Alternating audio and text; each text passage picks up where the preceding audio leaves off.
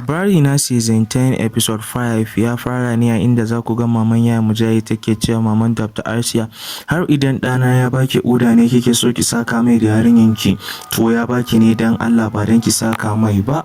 Take sake cewa Munirat wato maman Yaya Mujahid, kar ki faɗa min maganan banza, ta hanyar nan zaki biyo, har idan kina gadara ne da shi ɗanki ne to jinin ɗan uwana yana gudana a cikin wannan ƙodar.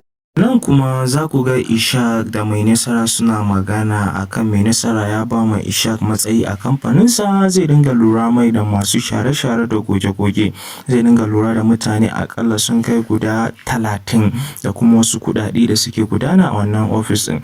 Sai Ishaq yake cewa ina burdan ka za ka bani aikin share-share da goge-goge. Sai Mai Nasara yayi dariya yake ce masa akwai wani aiki ne a wannan ofis ɗin da nake so ka dinga lura da su, ba wai na baka bane ka dinga yin share-share.